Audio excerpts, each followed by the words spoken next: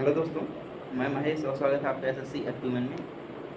आज हम आपसे बात करेंगे कि जो वोकेबलरी है उसको याद कैसे करें, क्योंकि मैंने आपको बुक तो बता दी कि कैसे करना है, लेकिन 90% जो कैंडिडेट हैं, स्टूडेंट्स हैं, उनको ये प्रॉब्लम हो रही कि वोकेबलरी याद कैसे करें, हो नहीं रही है याद।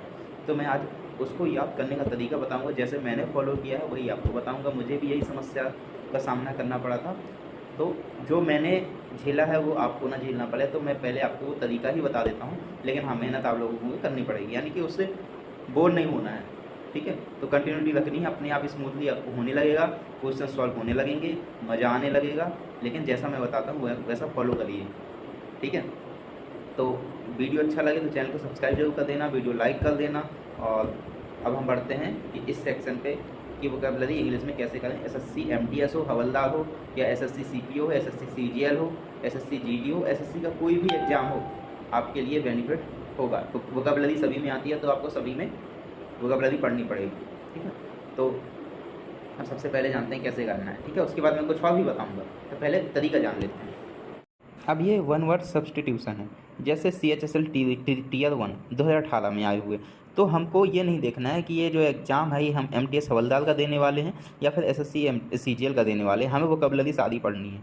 ठीक है, क्योंकि ये कोई भी वोकेबलरी किसी भी एग्ज़ाम में आ सकती है SSC के। ठीक है, तो SSC के क्या और भी वनडे एग्ज़ाम होते हैं, किसी में भी कैसे भी इंग्लिश आ सकती है। अगर आपने एक बार इसको कर लिया तो आप रेगुलर एग्ज़ाम जो होते हैं वो आप कोई भी दे सकते हैं। ठीक है, जैसे IB वगैरह के एग्ज़ाम्स होते हैं तो वो उसमें भी यही सब आता है। तो जैसे a person belonging to foreign country, ठीक है, तो एलियन, तो ऐसे हमें याद करना है। ठीक है, तो मान लो हमने 1 to 20 तक कर लिए अपनी कैपेसिटी के हिसाब। अभी मैं एक तरीका बताऊँ कैसे याद करना है। मैं ये बता रहा हूँ कि जैसे मान लो आपकी कैपेसिटी है कि आपको 1 से 20, मान लो स्टार्टिंग आपको 1 से 20 रखना। 1 से 20 ओनली वन वर्ड नहीं, 1 से 20 आपका रहेगा। अब मान लो जैसे मुझे पढ़ना है, मैं खुद पढ़ के बताता हूँ, यानी कि जैसे अगर मान लो मैं आपकी जगह हूँ, मुझे पढ़ना है कि मुझे ये पढ़ना है कि 1 से 20 वर्ड, तो मैं कैसे याद करूँगा। मैं ऐसे याद करूँगा, a person belonging to a foreign country, ठीक है, तो एलियन। ठीक है, अब मैं क्या करूँगा, इसको इस रजिस्टर में, ये मतलब भरा हुआ रजिस्टर है, इसमें दूसरे पेन से जैसे दैट से लिखा हुआ है तो मैं ब्लू यूज करूँगा। मैं क्या लिखूँगा, एलियन, एलियन। ठीक है, फिर मैं देखो something that can not be avoided, inevitable, inevitable. ठीक है, अगर मुझे इसमें दिक्कत हो रही, हाई स्पेलिंग भूल जाऊंगा तो मैं फिर से लिखूंगा इनएविटेबल। ठीक है, इनएविटेबल जो टाला नहीं जा सकता। A group of singers, a group of singers in a church, तो जो चर्च में जो ग्रुप होता है सिंगर्स का उसको क्या बोलते हैं, कोय। ठीक है, तो मैं इस तरीके से स्पेलिंग लिखता जाऊँगा। तो one who does not tyre easily, ठीक है, तो इंडिफेटिगेबल। ठीक है, तो मैं ऐसे लिखता चला जाऊँगा। अगर मुझे लग रहा है कि स्पेलिंग डाउट है तो मैं 2 3 4 बार भी लिखूँगा। वन इम्पॉसिबल और एक्सट्रीमली डिफिकल्ट टू अंडरस्टैंड, इनकम्प्रिहेंसिबल। ठीक है, इनकम्प्रिहेंसिबल यानी जो समझ से बाहर हो। ठीक है, जैसे a type of dome shaped shelter built from blocks of solid snow, तो इग्लू। ठीक है, इस तरीके से पहले इसको समझना है, फिर एक एक को लिखना है, इस तरीके से हमें पढ़ना है। तो अब मैं आपको दिखाऊँ पहले का जो मैंने पढ़ा हुआ है। ठीक है, जैसे मैं अभी मेरा दूसरा रजिस्टर है तो उसमें ऐसे पेज बहुत से मिल जाएंगे, पूरे रजिस्टर ही भरा हुआ मिल जाएगा। ये जैसे मैंने ये कुछ पढ़ा, तो देखो ये मैंने किस तरीके से लिख रखा है। तो जो वोकेबलरी याद करनी है वो बिना लिखे याद नहीं करनी है, पहली कंडीशन तो ये है। जब तक आप लिखोगे नहीं आपको कभी लगेगा ही नहीं कि मैंने वोकेबलरी याद की है। ठीक है, तो हाथ से लिखना बहुत कंपलसरी है वोकेबलरी याद करने के लिए। अब जैसे मान लो, जैसे मैं आपको बताऊँ, ये एक तरीका आपको बता दी कि आपको कैसे करना है। अब जैसे आपकी कंडीशन ये है कि आप वन वर्ड होते हैं,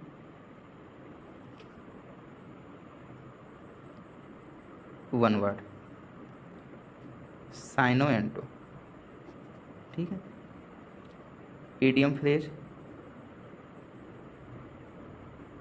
ठीक है, तो जैसे वन वर्ड हमने उठाई कि हमें 1 से लेके 20 तक आज करने हैं। ठीक है, यानी हमें 20 वन वर्ड करने हैं, 20 साइनो करने हैं। ठीक है, साइनो का मतलब ये नहीं है कि आपने कोई वर्ड पढ़ा उसका ऑप्शन देख लिया ये आंसर है, नहीं। क्वेश्चन होगा, उसके 4 ऑप्शन होंगे। ठीक है, इस बुक में तो नहीं होंगे, अगर होंगे तो ठीक, नहीं होंगे तो कोई बात नहीं। जैसे 4 ऑप्शन होंगे तो हमें ये क्वेश्चन का जो वर्ड है उसका मतलब समझना है, ये जो ऑप्शन है इन चारों ऑप्शन का मतलब समझना है। तो ये हम यानी कि एक क्वेश्चन से हमारे 5 वर्ड कंप्लीट हो रहे हैं। ठीक है, तो हमें ये चारों पाँचों वर्ड आने चाहिए, इस तरीके से पढ़ना है।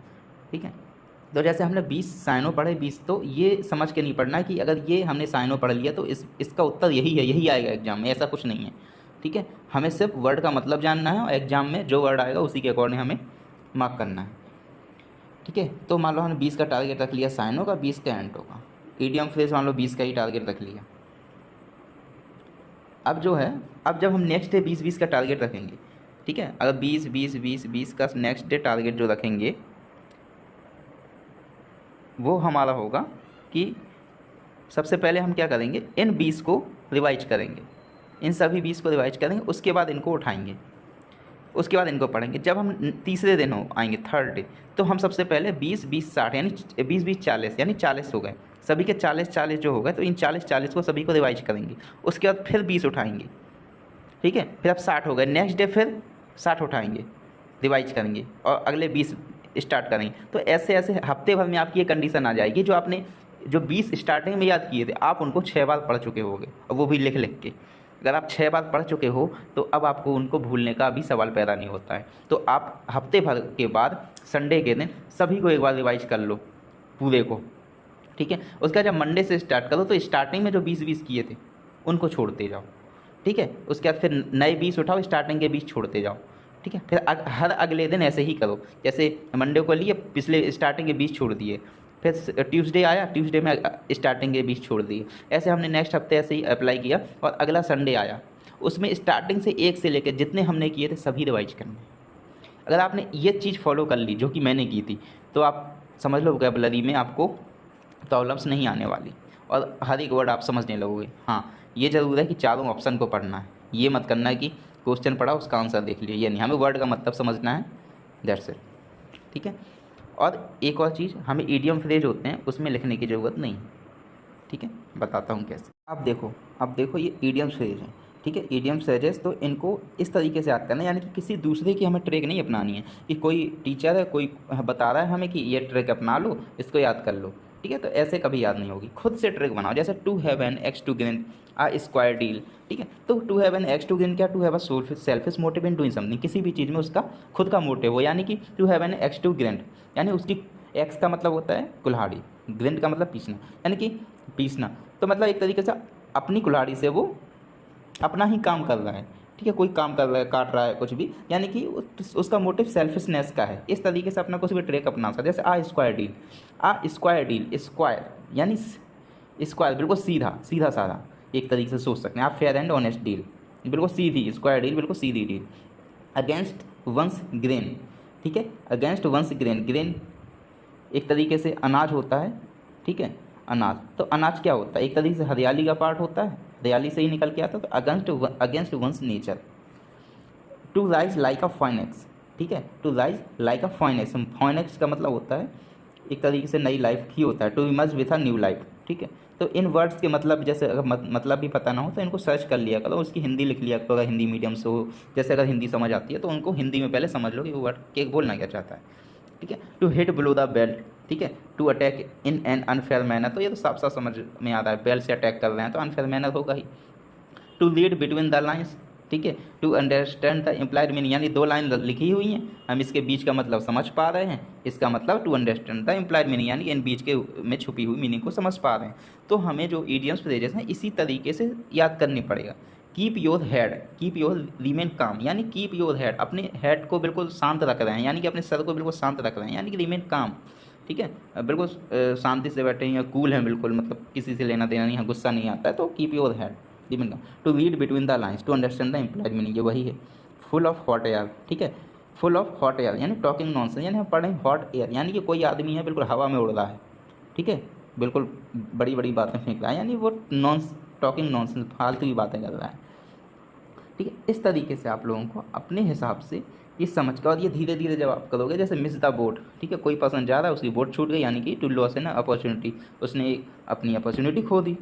ठीक है, तो don't put all your eggs in the same basket, don't concentrate all your resource in one place. ठीक है, तो यानी कि don't put all your eggs, आपके पास जो भी एग्स हैं उनको इस सेम बास्केट में मत रखो। इसका मतलब आप एक बार पढ़ लो, don't concentrate all your source in one place, एक जगह में अपना पूरा कंसंट्रेट नहीं लगाओ, ठीक है, एक जगह पर नहीं लगाओ। फेयर वेदर फ्रेंड, यानी दुख का सुख का साथी, आप person whose friendship can not be relied on in difficult times. इसका मतलब है फेयर वेदर फ्रेंड, यानी कि सुख में वो आपके साथ है, लेकिन जैसे ही दुख आया वो आपको छोड़ के चला जाएगा। तो ये इसका मतलब है full of beans happy and energetic, ठीक है। To take pains to make efforts, यानी कि टू टेक पेन्स यानी हम कोई चीज़ खींच रहे हैं, कुछ भी कर रहे हैं, हमें पेन हो रहा है, दर्द हो रहा है, यानी कि टू मेक एफर्ट्स, ठीक है, हम उसमें एफर्ट्स लगा रहे हैं। तो इस तरीके से हमें खुद से समझ के खुद से पढ़ना है, ठीक है। जिसकी मीनिंग्स नहीं पता है वो हमें सर्च कर लेनी है, ठीक है। तो अगर आप इस तरीके से पढ़ेंगे तो आपको ज़रूर याद होगा, ठीक है। By and large, by and large यानी on the whole, by and large है बहुत सारा, यानी पूरा, ठीक है। No love lost person who do not like each other at all, ठीक है, यानी कि spill the beans to give our secret, यानी कि उसने अपनी सारी स्पिल कर दी, सारी बीन्स खोल दी, यानी उसने अपना सीक्रेट खोल दिया। तो इस तरीके से आपको याद करने हैं, ठीक है। अब मैं आपको इस तरीके से समझा ही सकता हूँ, आपको मेहनत आपके हाथ में है। देखो मैंने पढ़ा हुआ है, अगर मैंने ना पढ़ा हो तो आप जानिए, देखिए मैं भी स्पेलिंग से लिख लेता कैसे गट साह लॉन्ग, ठीक है। इस तरीके से मैंने लिख रखा है, जो वर्ड इन्हीं के वर्ड्स हैं। जैसे कोई मुझे ऐसा वर्ड मिल गया, ठीक है, गर्ड अप योर लॉइंस, ठीक है, to prepare one self for a difficult situation. जैसे मुझे लॉइंस का मतलब नहीं पता था, मैंने सर्च किया और मुझे पता चला कमर होता है, ठीक है। तो एक गर्ड अप योर लॉइंस यानी एक तरीके से लुंगी पहनते हैं, ठीक है। तो कहाँ गया, हाँ, gird up your loins to prepare one self for a difficult situation. जैसे मूवी वगैरह में देखा होगा कि साउथ की मूवी, जैसे वो लड़ने के लिए जाते हैं विलन से, तो वो लुंगी उठा के जाते हैं लड़ने के लिए, ठीक है। तो gird up your loins to prepare one self for a difficult situation को हैंडल करने के लिए, ठीक है। तो अब आपको कैसे पढ़ना है वो आप समझ लीजिए, ठीक है, ये इडियम्स फ्रेजेस है, ठीक है।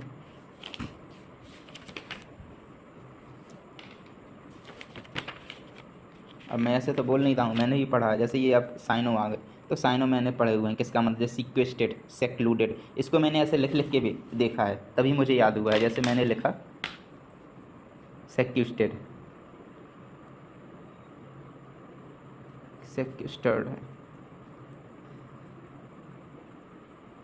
ठीक है, इसका मतलब होता है सेक्लूडेड। तो इसमें मुझे दिक्कत हो रही थी, इसको मैंने कम से कम 10 बार लिखा, ठीक है, इसको मैंने इस तरीके से 10 बार लिखा, मुझे बिल्कुल दिमाग में छप गया कि सीक्वेस्टेड का मतलब होता है सेक्लूडेड, ठीक है, क्योंकि मुझे दिक्कत हो रही थी, मैंने 10 बार लिखा, ठीक है। देखो मैंने इस तरीके से लिखा, जो मुझे नहीं आ रही थी, मतलब नहीं पता था, मैंने उसकी हिंदी लिखी, ठीक है। देखो अब ऐसे तो आपको मेहनत भी करनी पड़ेगी, ठीक है। अब मैं ऐसे हवा में तो बोल नहीं रहा हूँ, जो मैंने किया है आपको वही बता रहा हूँ, ठीक है। तो ऐसे ही आसानी से कुछ नहीं होने वाला, पढ़ना पड़ेगा, ठीक है। अब मैं, ठीक है, तो देख लिया आपने कि वोकैबुलरी कैसे करनी है, किस तरीके से करनी है, ठीक है। और देखो एक दो ऐप हैं, एक है हिंदी ट्रांसलेटर, गूगल ट्रांसलेटर, ठीक है, एक है हिंदी खोज। 2 ऐप हैं, गूगल प्ले स्टोर पर मिल जाएंगे, वो डाउनलोड कर लेना। और जब भी कोई मीनिंग में दिक्कत हो, दोनों में से किसी में भी देख लेना, ज़्यादा हिंदी खोज में देखना, ठीक है। अब जब किसी वर्ड में डाउट हो तो उसमें भी क्रॉस चेक कर लेना, ठीक है। तो मैंने ऐसे कर के ही ये वोकैबुलरी पढ़ी है, ठीक है। हिंदी जैसे मुझे दिक्कत होती तो मैं इसी का यूज करके इसमें लिखता था हिंदी, ठीक है। तो अब ऐसे ही पढ़ना है और लिख के पढ़ना है, बिना लिखे नहीं पढ़ना है। बिना लिखे वोकैबुलरी पढ़ने का कोई मतलब नहीं, अगर आप बिना लिखे पढ़ोगे तो आपको कभी नहीं वोकैबुलरी आएगी, अगर आप ज़्यादा कमज़ोर हो, ठीक है। लिख के क्यों, क्योंकि आपको याद तो होगी ही, और दूसरी चीज़ एग्जाम में क्या आता है कि स्पेलिंग एरर आती है, ठीक है, कि 4 ऑप्शन दे दिए जाएंगे, स्पेलिंग लिख दी जाएंगी, अब बताओ इसमें से रॉन्ग कौन सी है, ठीक है। तो अगर आपको स्पेलिंग आती होगी, अगर आपने लिख के देखा होगा तो आपको पता चल जाएगा कौन सी रॉन्ग है। या फिर ये भी पूछ सकते हैं कि इसमें से सही कौन सी है, ठीक है। कहीं उसमें ई गायब कर देंगे, कहीं ई की जगह ए लगा देंगे, कहीं कहीं यू की जगह ए लगा देंगे, ऐसे कंफ्यूज कर देते हैं। जहाँ ई नहीं लगता वो ई लगा देंगे, वाई लगा देंगे, यानी कुछ भी हो सकता है। अगर आपको आती है, लिख के देखा है तो आप कर लेंगे, वरना आपको दिक्कत तो होने वाली है, ठीक है। और अगर आपने अच्छे से पढ़ा है तो आपका एग्ज़ाम तो यूँ ही निकल जाएगा। ठीक है। और अगर आपने ये कर लिया तो आपको ग्रामर में भी दिक्कत नहीं होगी, उसको भी आप आसानी से कर सकते हैं, पूरे सेंटेंस को समझ सकते हैं। ठीक है, रीडिंग पावर भी बढ़ जाएगी। चलिए अब मैं चलता हूँ, इसी के साथ वीडियो ख़त्म करते हैं, और बाकी आगे का जो है वीडियो आएगा। अब अगर आपको मैथ और रीजनिंग के रिगार्डिंग वीडियो चाहिए तो आप बताइए, वरना आप वीडियो में मेरा आएगा CGL की तैयारी के लिए।